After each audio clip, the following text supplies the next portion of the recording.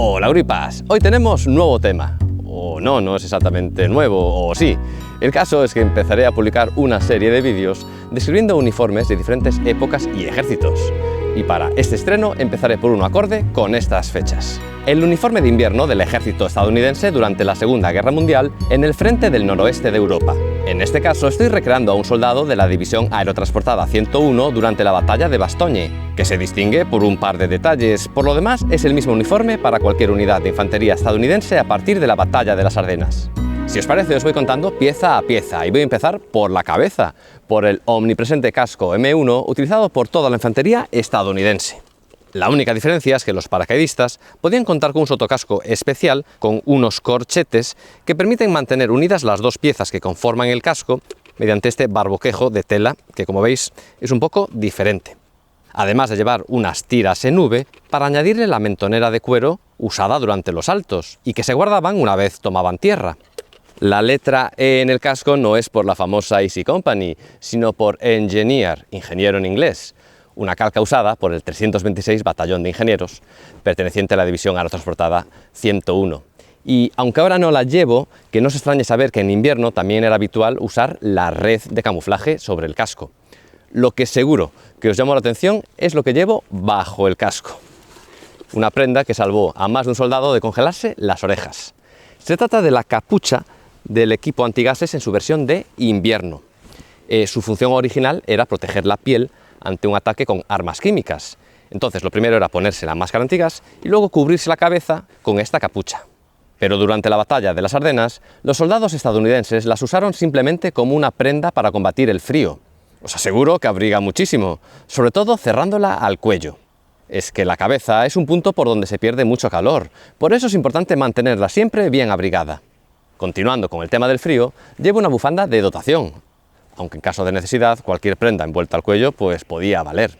También son reglamentarios los guantes, uno de los varios modelos existentes. Estos, como veis, están hechos en lana color verde oliva y la palma está forrada en cuero para alargar su vida. Como prenda de ropa principal contra el frío, llevo el abrigo estándar estadounidense, usado tanto como uniforme de combate como de paseo.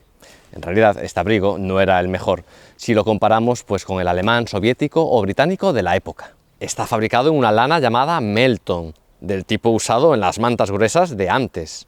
Los botones, ya veis, son de plástico, una opción adoptada para economizar recursos, pues antes de la Segunda Guerra Mundial estaban fabricados en latón. Pero que sepáis que los botones metálicos también se vieron y son válidos para la recreación, tanto los dorados como en latón envejecido. Como veis, no llevo cosido ningún parche de unidad sobre el hombro izquierdo. No es raro si tenemos en cuenta que en muchos casos estos abrigos no fueron entregados hasta días o incluso semanas después de empezar la ofensiva alemana de las Ardenas. De hecho, puede decirse que voy uniformado como un soldado muy afortunado. Capucha, bufanda, guantes, también el calzado que luego os mostraré, no se convirtieron en norma hasta después de enero de 1945. Pero veamos cuántas capas de ropa llevo puestas.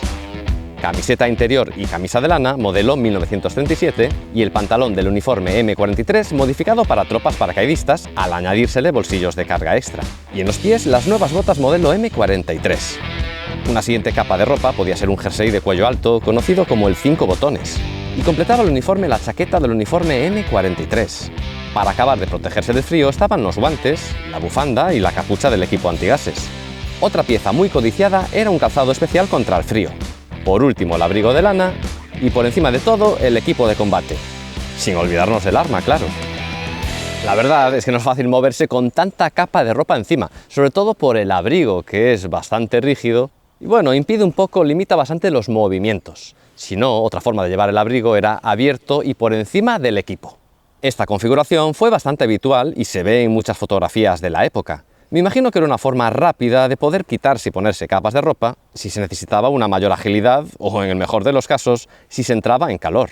Pero obviamente, con frío, lo habitual era llevar el abrigo cerrado con el equipo por fuera.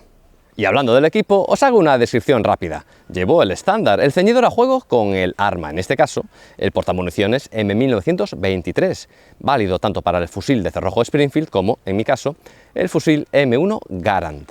Y como ya sabéis, los ceñidores cuentan con una serie de ojales en la parte de abajo para colgar diferentes partes del equipo. Delante he puesto una cartuchera con un pequeño kit de primeros auxilios en forma de lata metálica. La bayoneta para el fusil en un lateral para tener siempre a mano, y detrás la cantimplora, en este caso el modelo de la Primera Guerra Mundial. Que haga o no calor, el soldado debe estar siempre bien hidratado. Para ayudar a sujetar el ceñidor cuento con las trinchas M1936, que no eran de dotación para el resto de unidades de infantería no aerotransportadas. Además de ayudar a distribuir mejor el peso, los soldados aprovechaban estas trinchas para cargar con equipo extra como granadas. Los soldados solían también atarla con cinta para darle mayor seguridad. Y en la otra trincha he optado por atar un paquete de primeros auxilios. Esta es más completa que la caja metálica, otro día os lo cuento. Pues solo nos falta echar un vistazo a los pies. Estas botas que veis son en realidad unos cubrebotas especiales de caucho que en teoría aíslan el pie del suelo y previenen contra el pie de trinchera. Si os interesa, tengo un vídeo completísimo acerca de esta enfermedad. Os queda abajo en la descripción del vídeo. Hubo varios modelos de estos cubrebotas. Estos son los estándar, pero los había diseñados para aislar todavía más del frío. Y deciros que no era un calzado específicamente para la nieve, sino que eran contra el frío. Es decir, que se llevaban también en zonas del frente donde no nevase. Si queréis saber más acerca de cada una de estas piezas, en la descripción os dejo enlaces a vídeos individuales en detalle, de los que ya tengo hechos, pero iré añadiendo más. Que a todo esto, vosotros guripas, ¿con qué parte del equipo os quedáis? Dejadme en comentarios qué pieza del uniforme creéis que se merecería un vídeo en detalle, como esos dos, que os invito a que os quedéis a ver. Nada más, nos vemos pronto y rompan filas.